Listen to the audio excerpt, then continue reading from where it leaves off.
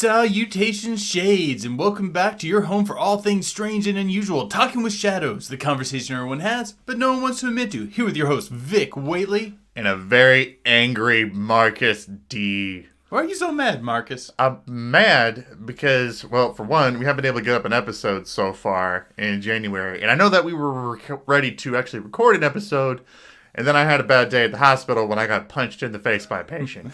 We'll knock two out kind of back to back, so don't worry, guys. We'll get caught up real quick. In my defense, I didn't do anything wrong. But anytime that's what everyone says. I know, when they get punched because everybody's like, yeah, I was like, maybe Marcus had it coming. No, and nobody did anything wrong. It was just, somebody's being violent and upset, then you have to respond to it. Sometimes it just happened. And anytime you've ever been hit, it's not like it hurt.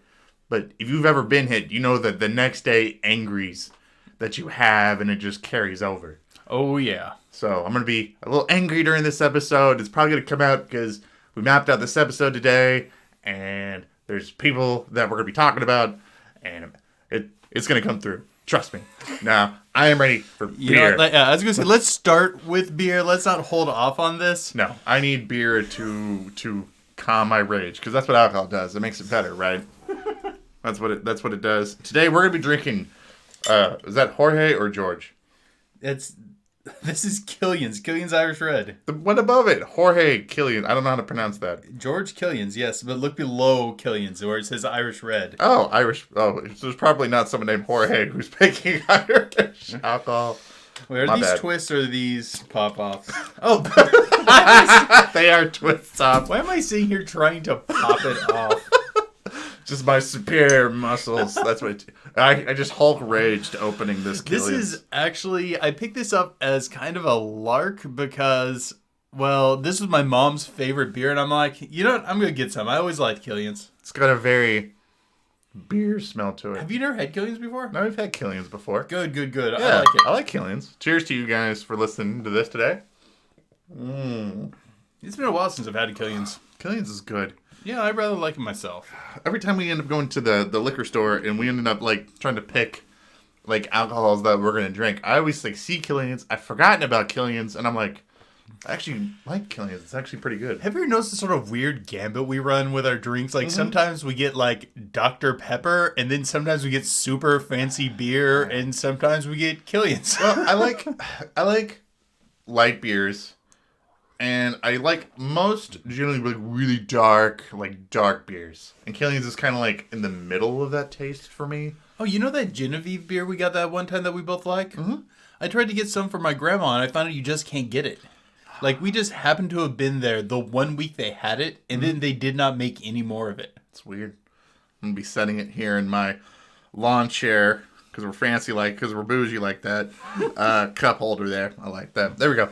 All right, guys. Super excited that you guys have tuned into this episode. We have a fantastic episode. So today we are kicking off our month-long talk on internet-aged legends. And I absolutely love stories from the digital age, from the time when the internet kicked off, because it has radically changed the paranormal. And this is what our patrons voted on, so I'm super, super excited about this. All right, but before we kick into today's episode, what we're going to do is we're going to go over some of the comments that we had from our Monolith episode. So if you guys haven't checked that out, make sure that you download that episode, because we talked about the weird monoliths that were popping up all through November and December of 2020. Which, by the way, do you know more and more have popped up since we even recorded that episode? Really? Oh yeah, easily when we were researching for that video, I probably had 15 of them, and if you go on the site that monitors these, it's tripled in size.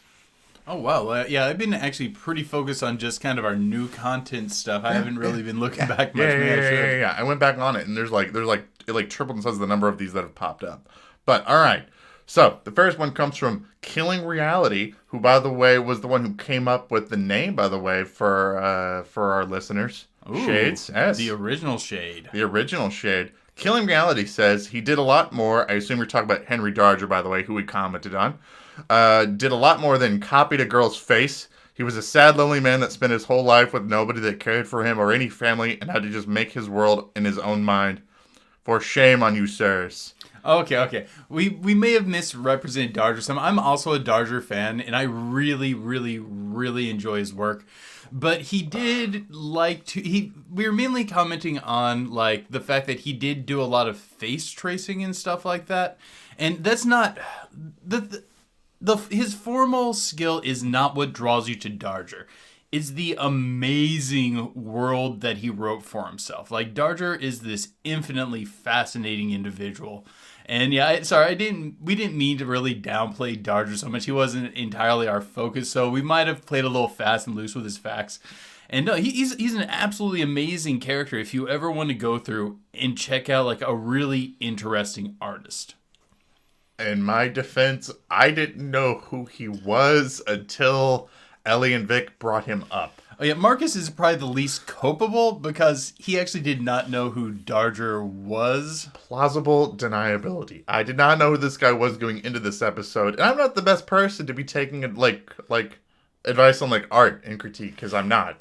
But as a penance, I'm gonna recommend to everyone go out and check out Darger's very peculiar work. And as a penance, I'm going to take another sip of beer in honor of him. To Darger. I don't know. If it turns out he was actually a bad guy, then maybe I don't know. No, he wasn't a bad guy. He's just a weird guy. All right. Nightwing Gale said, I used to watch you guys a lot, one of my favorite channels, but here it's almost like your YouTube channel. YouTube is shadow censoring you guys because this is the first recommendation that I've had in a long time. You guys deserve better. I agree, Nightwing Gale. I agree we do deserve better. 100%, I do believe we probably got dinged by the YouTube censor wave that went through, because a lot of paranormal channels did. A lot of them did. So, fun fact, guys, make sure that you guys not only subscribe but hit the notification bell. If this is your first time going, not only subscribe. If you're listening to this on YouTube, hit the notification bell. That way, this pops up. That way, you guys can stay up to date whenever we put out a new episode. Right? Okay. But I agree, we definitely do deserve better. At least we appreciate that you think that, sir. Thank you. Hey, it's good to have you back. I'm glad you're catching up on some of our new stuff. Thank you. James Lang said, so this is going to sound ridiculous, but in relation to the flying penises warding off evil, I've seen some green tech stories on 4chan's X-board where people claim that doing lewd things when ghosts... Hang on, sorry, I lost that. Ghost activity starts will cause it to cease immediately. Since I've got this theory that is one surefire way to get rid of ghosts, this is to sexually harass them. Not the easiest thing to investigate, though. I've heard... Okay, you're making me think here. I want to say this was a medieval or late medieval thought that by doing lewd acts, you can either basically rebuff demons and paranormal forces, or forces there to sow chaos, or like, apparently I don't really need to be here. I should go someplace else. I want to say this was in that vein of apotropaic magic, basically the like attract like or like repel like views of that medieval period. So I want to say this has some historical backing. So since we have not gotten to the Pillow Talk segment yet, where we know only adults are listening, kids, plug your ears. Okay, so I'm going to go ahead. Yeah, Earmuffs. Yeah, earmuffs 5 minutes ago. Earmuffs. There you go. So this theory, I'm just going to go ahead and say that if you are in bed and you are having ghostly activity, you know what? If you're with your significant other by yourself, give it a shot. See if it works. I think this will be a fun experiment for you guys. And let us know your results. Yeah, let us know how that goes. Okay, Spiritual Abortion said, I really do hope this monolith thing is not just another ARG. I'd rather it remain a mystery or just some obscure art installation.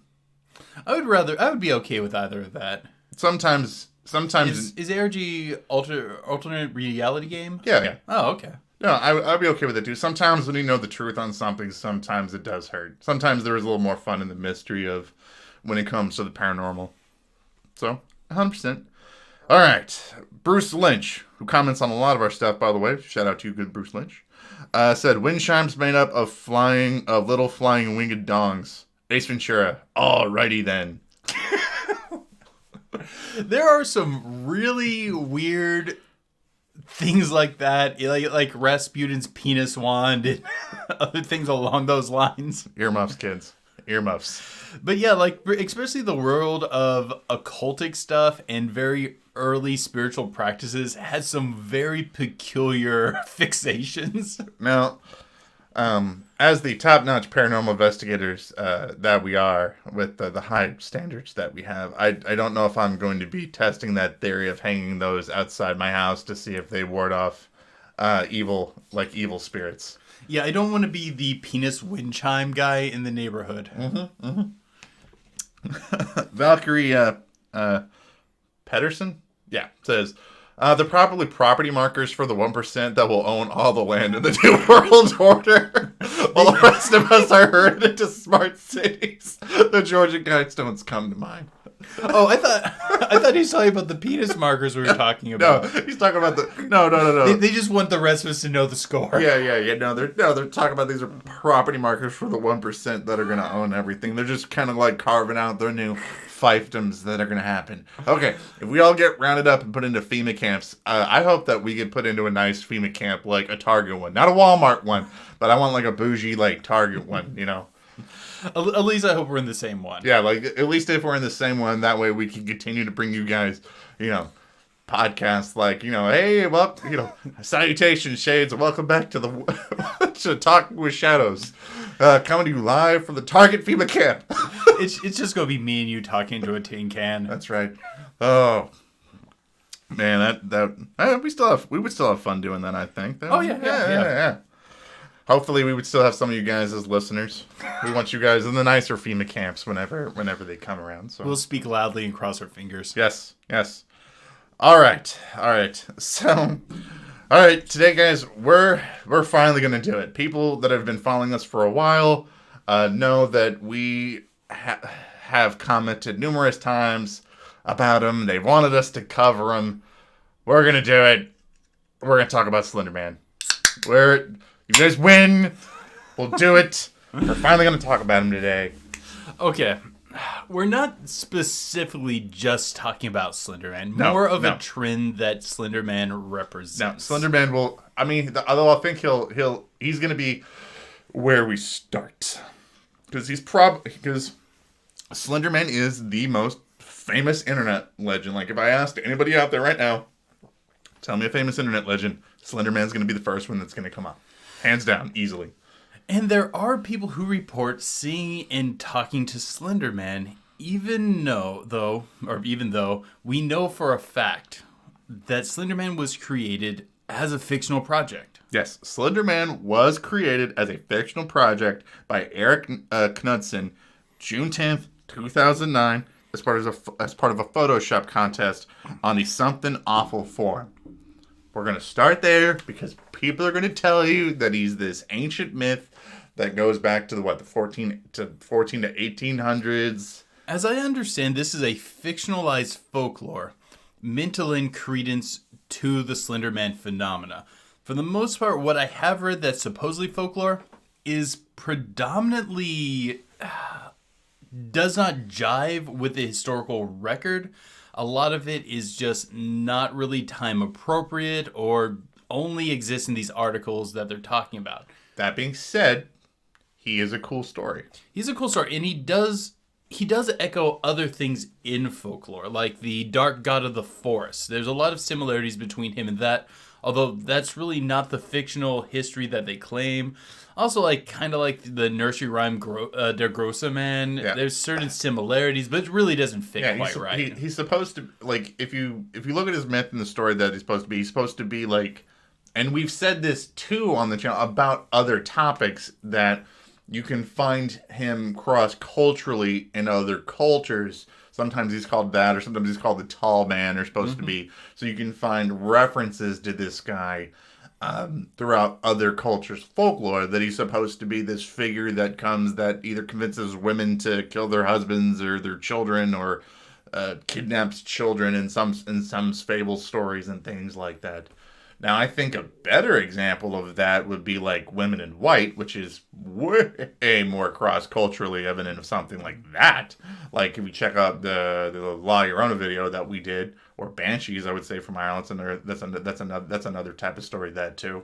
Yeah, but ultimately, there's not a solid foundation to build a history that Slenderman is a ancient phenomena. Now, he does fit, I would say, in the category of that, like, boogeyman thing, like that someone's gonna come kidnap your kids, like, type thing of like someone will come snatch your kids. Like that is something that is told cross culturally of this singular male individual that will come get your kids. Like that is something you can see cross culturally, but like a description of him like that is where, because he's supposed to be like, description was, if this is the first time that you guys have ever heard of this guy, by the way, he's supposed to be a very tall, slender man, hence the name, in like a suit, pale white face with no features, Red tie. Very G-man businessman-esque. He's always dressed fancy, and he has like these writhing tentacles that come out from his back, or they just come from the shadows. It kind of depends on the story. If you're talking about Slenderman, he's normally associated with either having black tentacles, black branches, or black spider legs coming out of the back. If you're talking about the Operator, similar fictional character, the only real descriptional difference I know of between them is that the Operator lacks those additional appendages. Right. But you mentioned boogeymen. Oddly enough, we do know the root of boogeymen, though. It goes back to bugbears. Like, there's actually this... Oh, I know these. I know bugbears. These my favorite D&D monster. The yellow, dog-like guys that carry shields and clubs. Oh. No. Like, historical bugbears. Like, there's an actual interesting... etymological route that you take to get to the word boogeyman. It starts with bugbears, that evolves into boggarts, which evolves into boogers, which evolves into boogeymen. And I'm skipping a few steps here and there, but there's just this really interesting etymology associated with it. I like Gary Gygax's bugbear way better. Well, yeah, he's Gary Gygax. Well, yeah. Okay, back to our topic. Man, talk about bugbears, like ruining Dungeons and Dragons for me. Anyway, sorry. Now, after 2009, this whole creepypasta phenomenon explodes. I mean, it explodes huge, and he becomes this huge cultural icon. Truthfully, I think he is what carried creepypasta from being this niche, obscure phenomena to being a major phenomena. Absolutely. He is. I think he's where really. I mean, he's where it all starts. Anybody that's a big fan of like the fire time stories, where people would tell ghost stories around a campfire. It's new, in the digital age now. What do? We sit around YouTube listening to these late at night. We don't sit around fireplaces anymore telling these types of stories. We sit in the dark with our night. I'm gonna sit with a nightlight on while we listen to YouTube play these creepy stories to us. Now, you might be wondering, why are we talking about this if this is just a fictional story? We're getting there. There's nothing to be scared about a fictional story. They can't hurt people. I'm like, I'm like the dad in the car. I'm like, we'll get there when we get there.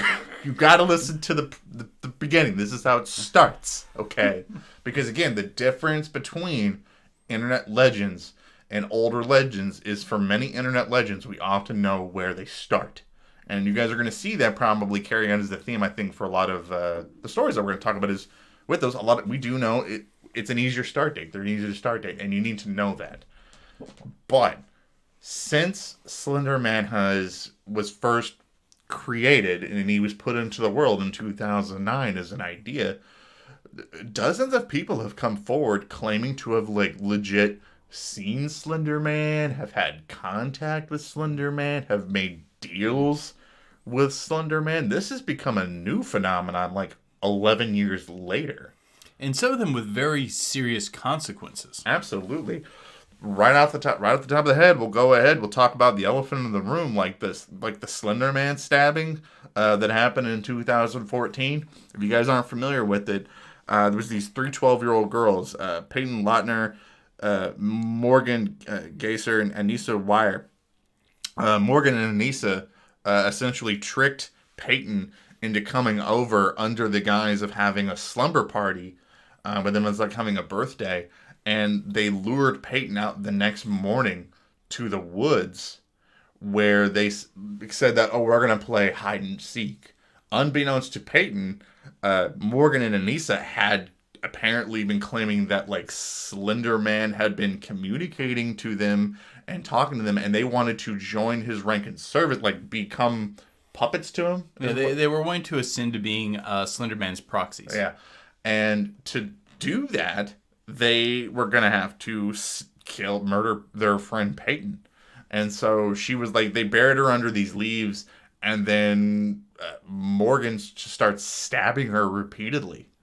And then they take off into the woods, and they started walking because their plan was to head to Slenderman's mansion. Yeah, in the Wisconsin Nicollet National Forest, where apparently Slenderman and all of these other murderous creepypasta internet legends like Jeffrey the Serial Killer or Laughing Jack and all of them live in the woods. Because if there's one thing that we all know, it's that murderous serial killers like to hang out in houses together. Oh, yeah, they're super social. Yeah. They're very social beings. If you didn't know that about serial killers, I am being mean to these girls. They were very mean. They tried to kill somebody. Anyway, yeah. Sorry. Fortunately, they weren't successful. Yeah. So I was going to be kid gloves. I'm like, nah, they're kind of mean here.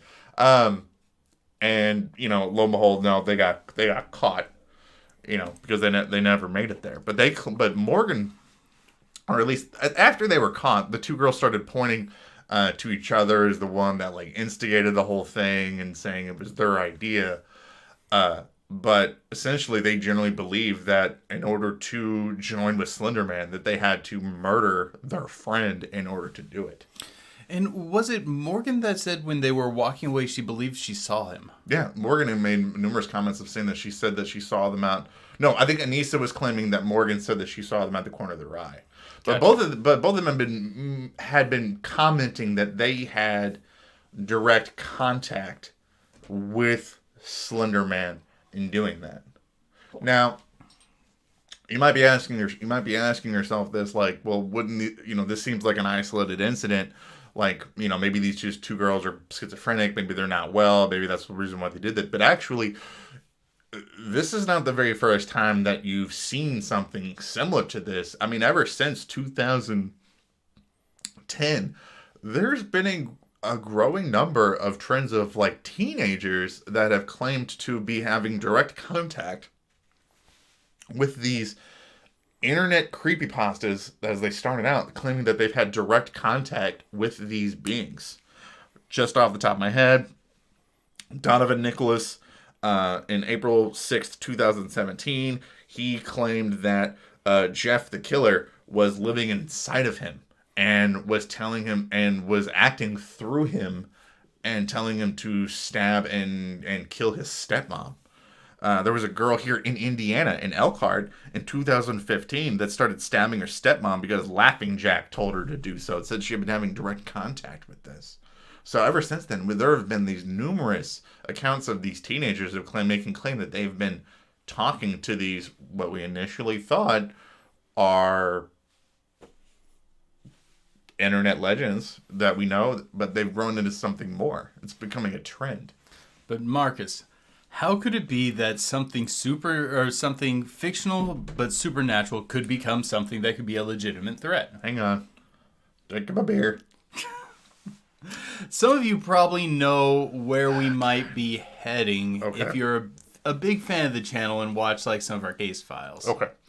So, now we're here. Now we have stopped the car. So, for those of you that have been listening to the channel a while, you guys might have heard our case file when we were talking about tulpas. Now, and Slenderman is the classic example of a tulpa that everybody tries to claim when they explain what a tulpa is. And you might be asking yourself that have never heard this episode, what's a tulpa? And I'm so glad you asked. And thank you so much, Vic, for volunteering to explain exactly what a tulpa is. Let's do the quick and dirty because it took, an hour for the case file. So we're going to give you a real quick version of it. If you want the long version, watch our episode on tulpas. We'll put a link to the description for you guys in the comments so that you guys can go see it. Watch that. You create a detailed and specific thought form, and then you begin in a practice of exercises of convincing yourself that said thought form is real. There are a lot of cases of tulpas. There are plenty of modern-day tulpamancers, and there's people engaged in the occult that create something similar called a servitor, which is really more of a type of tulpa. And once you have this thing well established where you fully believe it to be real, you can then allow it to do such things as possess you, or you can proxy for it, or things along those lines. But effectively, it is a thought form that you have created that you have now at least convinced yourself is fully real. Your imaginary friend that has come to life and is controlling you. Well, in some cases, controlling. Well, the more if you ever go on to like these people's forums and websites that they go on to. Yeah. Explain some of the accounts that you found on their forums, like the really disturbing ones. Okay. So, we'll do the Donovan Nicholas story because I think that is a fantastic. I think that's a good example. And there we just go. We're in the explanation with it. Yeah. Okay. So Donovan Nicholas, what happened is he contacts 911 after he just attempted to murder his stepmom, and he claimed that Jeff the killer was living inside of him, talking to him, and taking over his body. He began dressing like this person with a hoodie. He even cut his mouth in kind of like this Joker-esque, like slit open, like smile, and was walking around and was claiming that Jeff was taking over his body, which is scarily similar to like out of control tulpa stories. Yeah, weren't you finding like things on the forum like, how do I get rid of my creator? Yeah. So this was the weird thing that I found, like when it came to tulpas, where people were claiming that they were creating these tulpas, they're creating these beings, and they have to take turns controlling the body. Like they have to take turns controlling each other. And the thought that I had in my head at this time was, well, what if you create this tulpa, to create this person in your head, and they're in your head, and you don't want them anymore? So I started looking for that of how do you do that, and I could never find anything about that anywhere at all. But what I did find was numerous accounts of people claiming to be tulpas at the moment, asking, how do I get rid of the person, like the original person? How do I take over fully? I found that way more common than the other way. Which you would think that something like that would be discussed. Like, how is that not even like out there as a question? And I believe he's not saying that there is not a process for this. No. He's saying that's just not something that he found on his forum search. They have a word for that. It's a reabsorption. Yeah. But that exists in, I believe, the Tibetan root of tulpamancy. But like the conversation was far more about how as the tulpa, how do I get rid of this person? How do I take over fully? But you might be thinking we're going towards, could Slenderman and some of these other creepypasta characters be tulpas? And the answer is yes, perhaps, but we got something that might be a little more on point. And I don't recall if we talked about this in the tulpa episode, but more likely would be an egregore. Mm-hmm. This idea of something as a group conscious, a group of people creating a tulpa. If enough people come together to believe something could be real, could it be manifest and made real? And could be created by a group subconscious. Mm-hmm. If enough people believe that something could be real and is fueled by such powerful emotions, could it manifest this being through effectively our collective subconscious? I mean, that is a deep question. I mean, egregores exist within folklore. They're not something that's commonly talked about. It's mainly in Grecian and Roman belief systems. Mm-hmm. But if Slenderman is real, if these aren't just poorly influenced youths, I would say the most likely possibility would be a egregore. Yeah. So again, I strongly encourage you guys to go watch our stuff on Tulpas so that you guys can get a full understanding of what we're talking about when somebody legit like creates a thought form into reality. Because one of the issues that I had when I was researching like this community of people that like made these thought processes into real is there was a very lack of understanding the consequences of what happens. The only real consequence or serious thing that they really took to heart was two things. One, you are legit creating a real being. And two, that it is that the being you create has a right to at times take over your body. Which is a scary as hell concept. These are the two hard, like laid in components to their culture. Okay, I mean, and they laid on thick. Like we both actually find tulpamancy to be a pretty creepy exercise. Yeah. Now, but there was a very lack when I was looking at their material of, is it dangerous to create something like this? And according to them, no. There really didn't seem to be, other than an understanding you're making something. I get that. But there really, like, could it be bad for somebody with, I don't know, a mental illness to be creating a legit other person that lives inside their head? Beyond that, was it difficult for you to find, like, stories where it went wrong? Because I found plenty of stories where tulpas went wrong. Yeah, there was the story that we did, and we covered it in the video, where the girl created a tulpa and, what was it, she went into a place that had shadow people. Oh, yeah, and she thought that her tulpa would keep her safe from the shadow people, and it ended up the shadow people just beat the snot out of her tulpa. Yeah. She lost her tulpa, and her tulpa ended up surviving within that house, basically resenting her. And, God, like, if you really run with the concept of if you create something within a thought form, like, is it real? Like, the gravitas of creating something. The only other comparison that you can, like, legit, I think, compare that to is parenting. And anybody who's been a parent or is a parent understand how that can go wrong in some cases for both the child or the parent, like, through rearing in that process. Like, things can go wrong. But that's really not covered in my interpretation. If I'm wrong, someone please point it out to me where that's discussed in the tulpa creation community. Like, accidentally creating a tulpa. Could you create a tulpa that's too dark? And what do you do in that case? What do you do? I don't think these themes are discussed openly.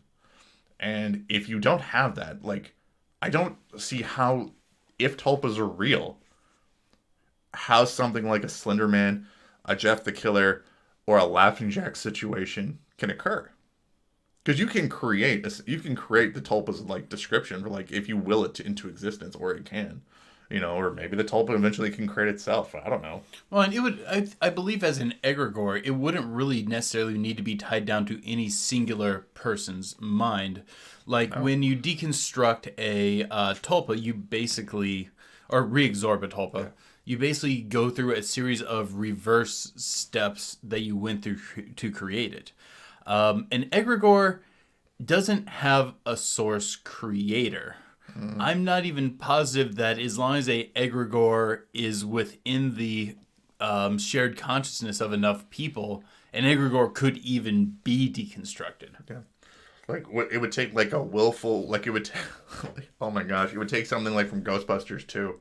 Like, everybody coming together to sing Kumbaya to take down the Vince Glortho. Oh, no, the evil guy in the painting from the second Ghostbusters movie. Like, everybody's gonna have to come together to sing Kumbaya to kill it. Perhaps not. Like, maybe if enough people believed that it had a common weakness. Yeah.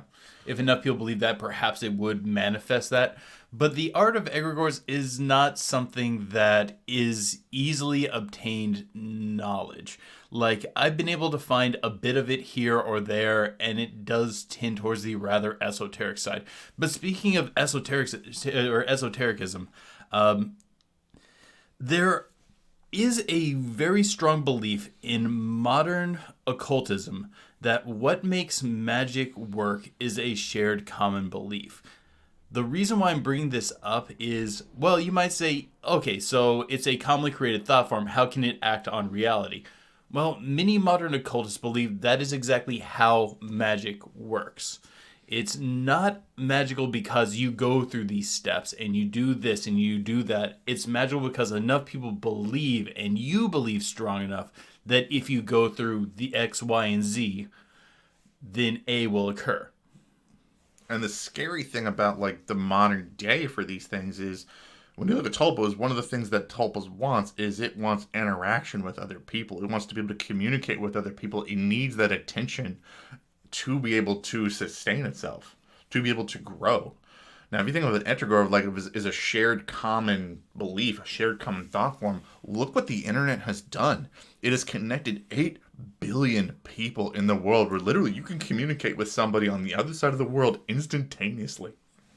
Something that needs to interact with people and for people to believe in it is interacting with 8 billion people that can all communicate to each other instantaneously. Time for a second beer. I know. So, like, as we're putting this up, every time that, 10 people, download this, download this episode, they listen to it. Maybe you guys talk about it with other people. We hope you guys do. This story spreads. Now, imagine the story of Slenderman if he was an Etrigor and he was literally out there in the world communicating. He could communicate.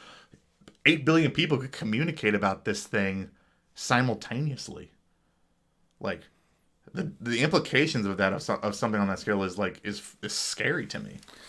Most interesting, I think, is the Jeff the Killer case. Mm-hmm. Because I swear the process of what they're describing really sounds reminiscent of a tulpa or a thought form attempting to take control of a body. I really feel like that is what is being described there. And I'm not trying to mitigate other people's criminal actions. No. We're not. And I think that's probably eventually the conversation we're going to get to is how do you distinguish something like this versus something that's just straight schizophrenia or something like that, or a real mental illness. And we're going to get there too.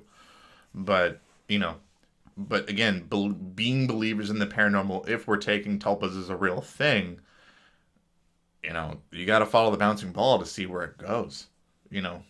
It's kind of weird that like all of a sudden that like shortly after 2009 when this sort of idea starts kicking off, like you're seeing instances of this all over the country. Yeah, and a lot of them occur within a fairly short period of time. And all with teenagers.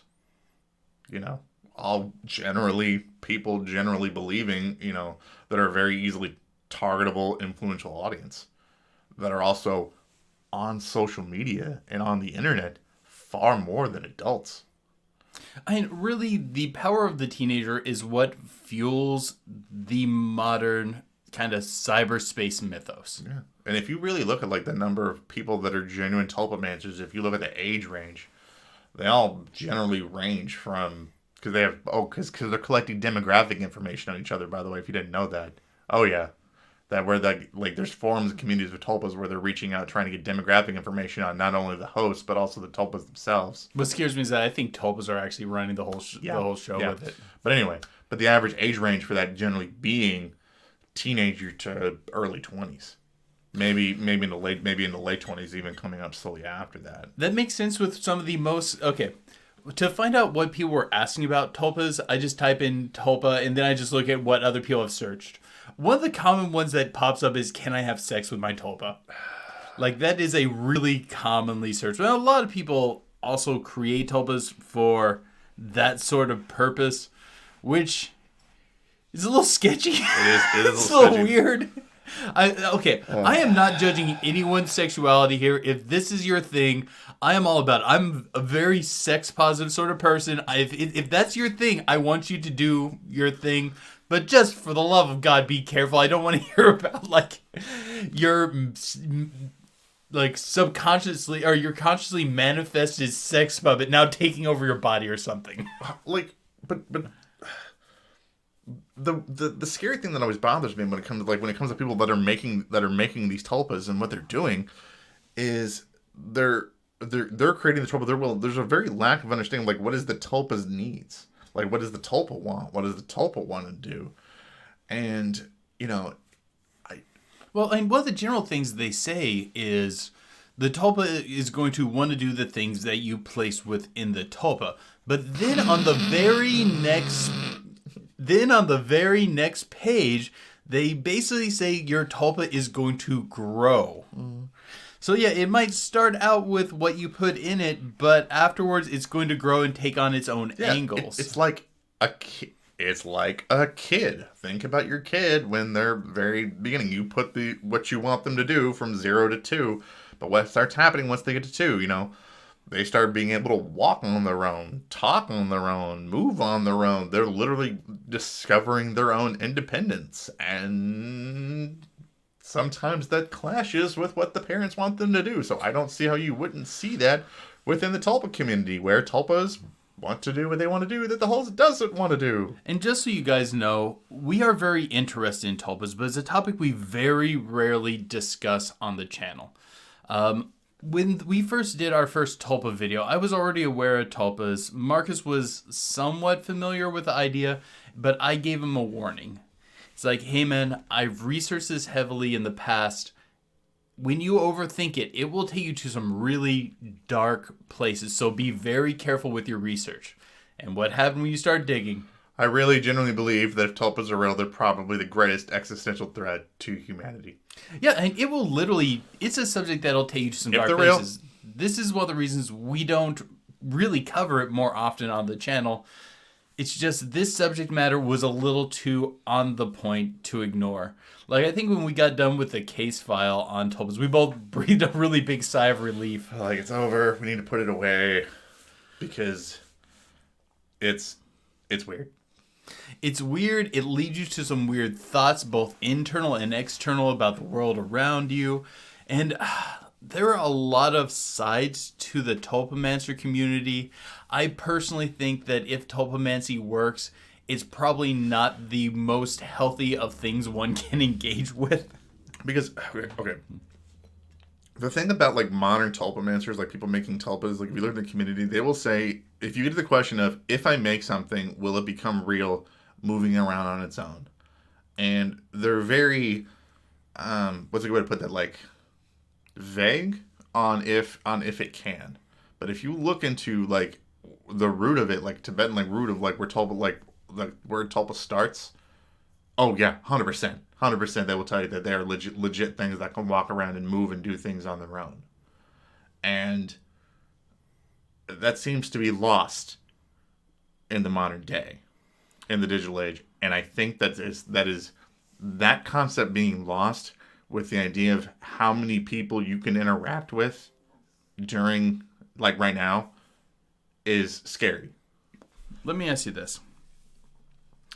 Do you think that any, some, all of these cases could have something, could have something to do with tulpas or edrigors? The beginnings, at least. They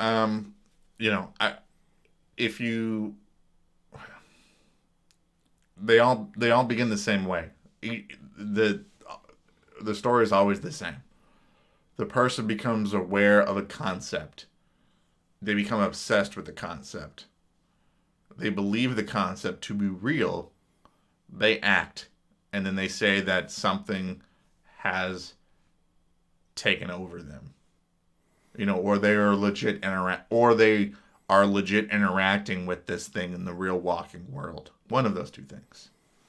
I think the process that some of them describe is too point on for those of us within the field of the paranormal not to explore this as a possibility. Even if it's not specifically a tulpa or an etrigor, like particularly the case involving the guy who believes that Jeff the killer was inside him. Even if it's not that, it still sounds like possession. Yeah. And most of us that are involved in the paranormal would say, yes, there are types of possession that can occur. Maybe it's just something else using this guise. Maybe it's not necessarily some form of human-created thought form that's gone out of control. Maybe it's something else. But I think, yes, of course, punitive measures have to be taken. Culpability has to occur in these cases. But I think it's important for us in the paranormal to examine what possibilities are out there. And I think some of these cases, there are some possibilities for some hinkiness. But that doesn't mean the people who engage in it were not responsible for their actions. No, not at all. But For the most part, the Force simply coerced them, did not actually make them do it. But I think that I think this is a phenomenon that it's not over. It's growing. We're at the beginning. Yeah. This is a burgeoning new field. Yeah. This is the beginning of a new field of paranormal research that I don't think people don't understand. We are at the beginnings of this. We're only 11 years in since Slenderman, which we know began as an idea. He began as an idea, but you have to understand, tulpas began as an idea. What do tulpas do? They are an idea that becomes real with enough belief. And if there's one thing that we know about, the now with how we communicate is that enough people can communicate their belief across the world very quickly. Like, if an egregore is going to occur, the time is right for it. We have the capability to do something like that on a global scale. Mm-hmm. I think it's way more likely to occur today than the people in Rome trying to create one. Look at the monoliths from our episode 44. Okay, it was a weird concept that was started in the Utah desert. In 1 month, this idea spread all over the world, where people were creating it, putting their will, their energy, their time into it, and it exploded at an exponential rate where everybody was talking about it. Everybody's creating something. Everybody is making an effort to put their will into this. Now imagine what would happen if you did that with an idea about like a serial killer in the woods. Bum, bum, bum. But anyway, definitely let us know what you guys think in the comments below about Slenderman, just serial killer, this idea of tulpas. As an idea about this, we want to know what you guys think in the comments below. One more time, sorry about Darger. Yeah, sorry about that. I am legitimately a fan of his. If you guys like the episode, don't forget to like, share, leave us a review. If you guys listen to this on whatever platform you guys are listening to us, make sure you guys leave us a review so that we always appreciate it when you guys do that. If you guys listen on YouTube, make sure you hit the notification bell so that you guys get up to date whenever we put out a new episode. But until next time, guys, keep believing. 'Cause we'll keep listening. So we're continuing this subject matter into the patron segment, right? Yes, let's slide into that pillow talk segment right about now. Okay, if this is your first time checking out our podcast, this part of the podcast is dedicated to our patrons. So if you guys want to get the rest of this podcast, make sure you go over to our Patreon. Just sign up today. As little as $1 a month. You guys can get all of the rest of this podcast, as well as multiple bonus episodes that we put up on our Patreon, as well as being able to vote on our polls that we put up.